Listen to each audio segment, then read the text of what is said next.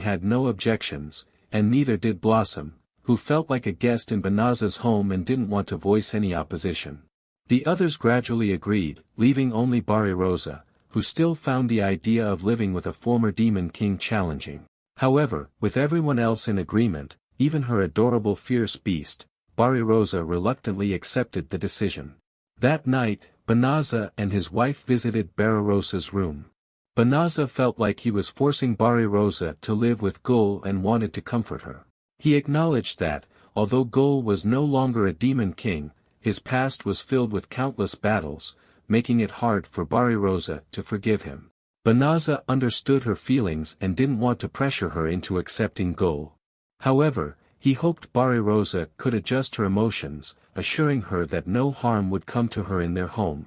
He also mentioned that Gul wasn't as evil as she might think and hoped she would soon integrate into their community.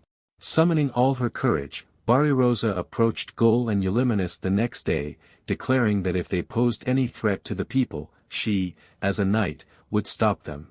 Euliminus laughed at this, recalling her fear the previous day. Gul then reintroduced himself and extended a hand, hoping for her cooperation, but Barirosa was not ready to trust him just yet. Meanwhile, under Uegard's rule as the new demon king, the demon army declared war on humanity but faced repeated defeats. Uegard, confused and angry, couldn't understand how they were losing to what he perceived as weak humans. bhfyp explained the situation. The demon troops had fallen into numerous traps set up by humans, significantly reducing their numbers and leaving them underprepared for the actual battles.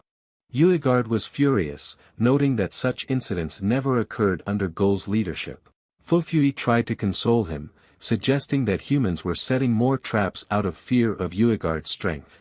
Out of options, Uegard ordered bhfyp to mobilize a much larger army to overwhelm the humans and render their traps ineffective. He left it to bhfyp to figure out how to gather more troops, showing his frustration by striking her on the chin. The 4 demon generals, witnessing this, were dismayed by Uegard's lack of strategy. They knew Gul always sent scouts for reconnaissance before a battle, understanding the importance of information. Without it, Uegard's approach was doomed to fail, potentially leading to the demon army's collapse. They realized they needed to find a way to bring Gul back. At the same time, the inauguration ceremony of the Grand Princess was taking place, receiving immense support from the people. She greeted them with a smile, but her heart was heavy with complications. Unexpectedly, her father had awakened during this tense time of war and had stolen a substantial amount of money from the treasury, plunging the kingdom into financial difficulties. As a new ruler of the dynasty, the Grand Princess must find ways to rebuild everything. She cannot waste the opportunity Banaza has given her. Meanwhile, Banaza is leading his wife on a stroll around the market after registering as a member of the Merchants Guild. Upon registration, Banaza receives a lottery ticket, the grand prize of which is a trip to a hot spring resort. It might sound ordinary, but according to what Banaza has heard, this hot spring has a special benefit: it helps women conceive. Funli's eyes light up with excitement at the news, insisting they must visit this hot spring. She is eager to have a child with Banaza. The couple heads to the lottery draw booth. There's only one grand prize. Funli picks with intense concentration and luckily draws the winning ticket for a luxury hot spring resort trip, valid for a group of 5 to 16 people, not just for 2. Funli's face falls a bit, knowing Banaza will likely bring the whole family along. Meanwhile, the blonde-haired hero, along with his newly successful maid, is escaping from the demon lord's castle. The hero even manages to steal some treasure on his way out. With this treasure, he won't have to worry about money anymore and plans to visit a village to exchange the treasure, then relax in a hot spring. But before that, they need to escape the demon territory undetected, to avoid being caught. Kinosaki Onsen Castle is a mysterious area located between the mountains of the kingdom and the demon lands.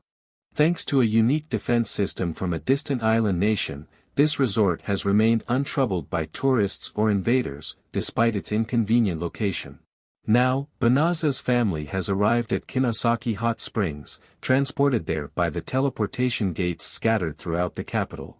Funli, however, is not thrilled about the trip, as the large group doesn't allow her private time with her beloved husband. Banaza is out of options as the travel ticket is only valid for groups of 5 or more. He tries to comfort Funli, suggesting this is an opportunity for the entire family to bond. While Banaza is busy checking in, Funli sneaks off to find a guide, inquiring about the specific location of the hot spring that increases fertility. Funli is determined that after this trip, she must conceive a child with Banaza. At this place, everyone must wear a yukata instead of regular clothes. Additionally, no magical items are allowed. While reading the guidelines, Blossom accidentally bumps into someone. It's the stern demon King Uegard and the succubus Fufi, who are also here to enjoy the hot springs. The collision enrages Uegard, but Fufi quickly intervenes to prevent any further incident. Meanwhile, Funli, Euliminus and Mr. Gull, hiding behind a wall, spot them. Their unexpected presence puts Funli in a difficult position, and she threatens Mr. Gull and Euliminus to ensure they remain undetected, or her trip would be ruined. After completing the check-in process, everyone happily returns to their rooms to enjoy the beautiful scenery. It seems everyone has different plans, so Banaza distributes discount cards to everyone, allowing them to explore the 7 different areas at their leisure. Banaza and Funli head to a hot spring area, only to find that mixed bathing is not allowed, which almost brings Funli to tears. She wonders what the point of the trip is if they can't bathe together. Burilai and Haya explore an underground facility, captivated by the valuable artifacts displayed there. Barirosa, Blossom and Bellano go with the former Demon King, Mr. Gull, who continuously flirts with Barirosa, angering Euliminus. Even though he's no longer the Demon King, Euliminus believes he should still maintain his dignity. In a private moment, Barirosa and Euliminus discuss that Euliminus has been following Mr. Gull for a long time and is unconcerned about his abdication. Euliminus is determined to restore him to his position someday. This conversation leads Barirosa to realize that Euliminus might also have feelings for Mr. Gull, embarrassing Euliminus greatly. Suddenly, a loud explosion occurs in the inn, and Euliminus quickly realizes it's the magic of Uegard. She wonders what he could possibly be up to now. By some miraculous means, the blonde-haired hero and his maid manage to arrive at the resort. Suddenly, the hero is struck with a severe headache, unclear of what is happening. At the same time, the demons in Uegard's team, due to some conflict, start fighting each other. Tsuya, the maid, recognizes Fufui's familiar face and tries to quickly pull the bewildered hero away from the scene. If they are discovered, it's certain doom. The hero is not in a good state either. A dark magical aura emanates from him, shaking the inn to its core and threatening its collapse. Sensing this, the innkeeper quickly guides the guests to safety, but the dark magic is too overwhelming, and the building starts to crumble. Fortunately, Banaza uses his magic just in time to prevent the collapse. Everyone realizes that Banaza's magic is saving them. This familiar magic makes Mr. Gull curious, and he urges Euliminus to assess it. She immediately spots a magic-amplifying necklace floating in mid-air, baffled as this artifact was supposed to be sealed deep within the demon's treasury. Barirosa wants to help the evacuees, but Mr. Gull stops her, confident that Banaza will handle the situation. However, Barirosa strongly disagrees, arguing that they should assist Banaza rather than depend on him, or their presence beside him becomes meaningless. Her firm stance makes Mr. Gull concede, and he lets them go. Euliminus, though reluctant, follows them, mocking their weakness in such a situation. Mr. Gull laughs, reminding himself he's just an ordinary demon now, not the Demon King, and decides to help out, to ensure their vacation isn't ruined. He and Euliminus confront the magic-amplifying necklace on the roof. Funli arrives, furious about her disrupted vacation, determined to make whoever is responsible pay. Gull confronts Uegard, who quickly recognizes his brother and stops drinking to attack him. Uegard believes his previous defeat was due to a surprise attack by Gull, but now he's ready for revenge. Banaza continues his efforts to prevent the building from collapsing, growing anxious as he receives no news from Funli. At that moment, Barirosa arrives to inform Banaza that, according to Mr. Gull, the source of the dark magic is a magical artifact, possibly brought to the resort by a demon. The others have already begun evacuating the guests, so Banaza can focus on the task at hand. He smirks, knowing his companions would act responsibly, and concentrates on restoring the damaged building with his magic. Meanwhile, the battle between Uegard and Mr. Gull intensifies, with the dark magic enveloping them, draining their magical strength, a troublesome situation indeed. Euliminus realizes that the artifact is controlling the two fighters. Separating them from the artifact would stop the dark smoke. Funli acts swiftly, using magic to swap places with Uegard and continuously punches the blonde-haired hero to wake him up. Uegard, now close to his brother, fights with renewed vigor, relentlessly attacking Mr. Gull, who doesn't want to fight back. Despite Mr. Gull's warnings, Uegard refuses to retreat and continues his assault. Mr. Gull's magic reflects the damage, evenly distributing any harm he receives back onto Uegard, which further infuriates him. Disregarding the inn's safety, Uegard focuses all his energy on attacking Mr. Gull. Seeing no other option, Mr. Gull uses his ultimate technique, a palm strike to Uegard's chest, immediately disabling his combat abilities. The strike halts Uegard's magic circulation, leaving him only slightly stronger than an average human. This technique, originally developed by humans, was perfected by Mr. Gull to defeat the reigning Demon King. Suddenly, Uegard's limbs are bound, as are those of the other demons. The resort security team arrives and ties up all the demons, promptly expelling them from the premises. Meanwhile, Funli has managed to pull the blonde-haired hero and his mate away from the artifact. She beats them senselessly until the innkeeper shows up, at which point she finally stops. Somehow, the two individuals manage to break the barrier and enter the resort, and the innkeeper couldn't forgive them for this intrusion.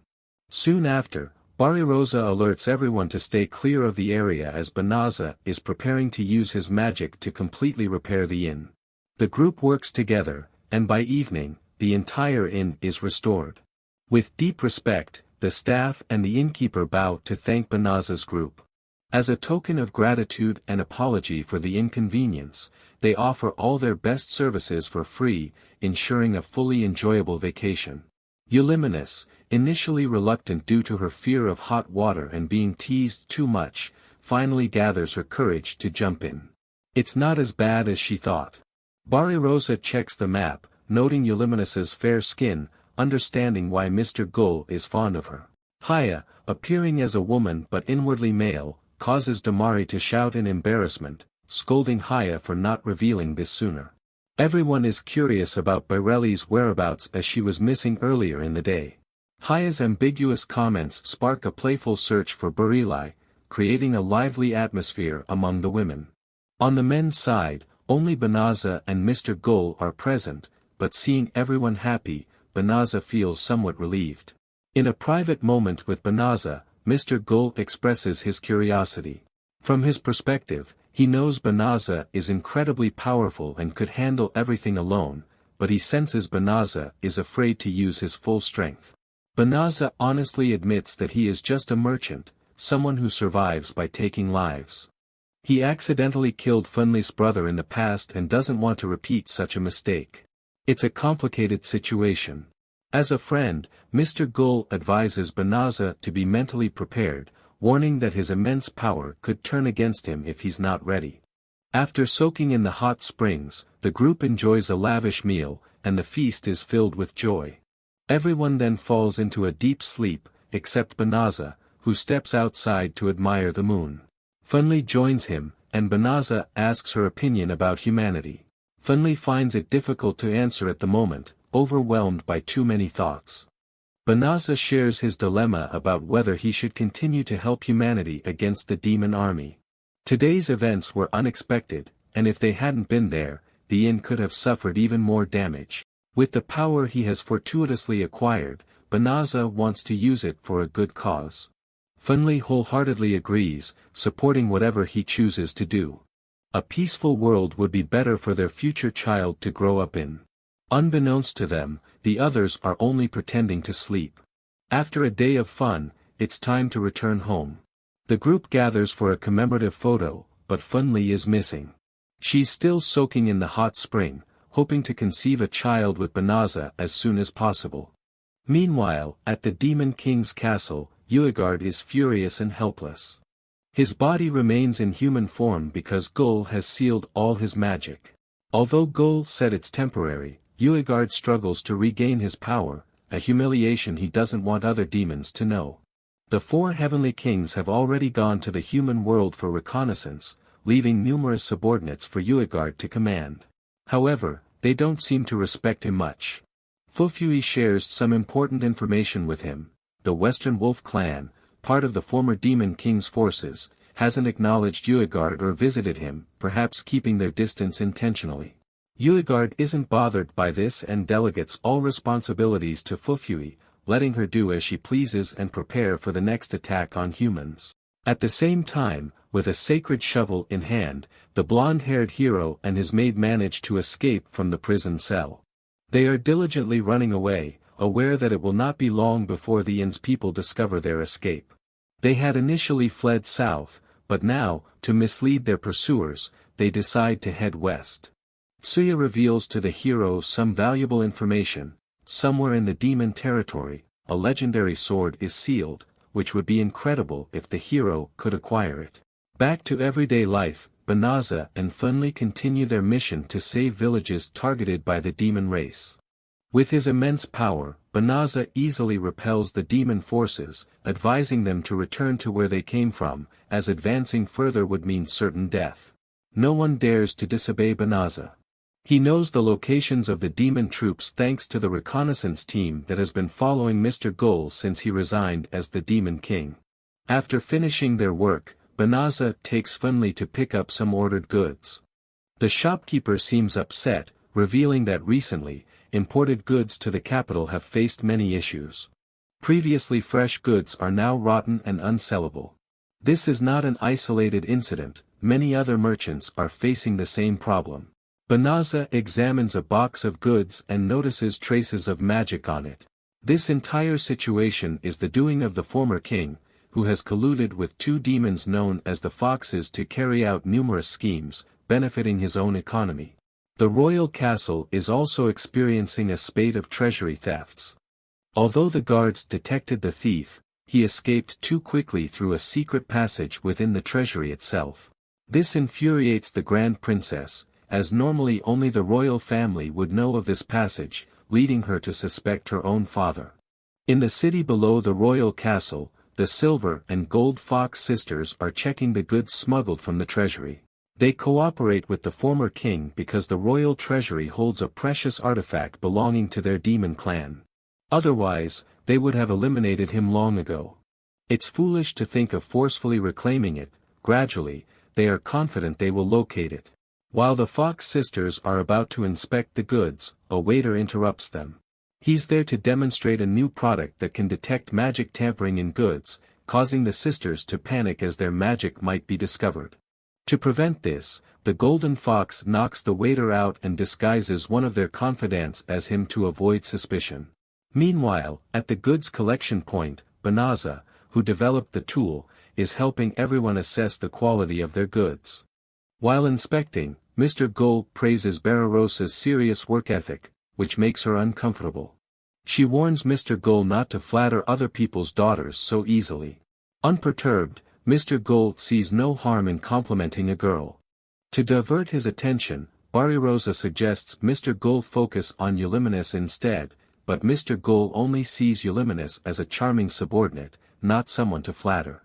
Suddenly, a soldier arrives with news of a captured suspicious merchant whose memory has been tampered with, unable to recall any cargo details.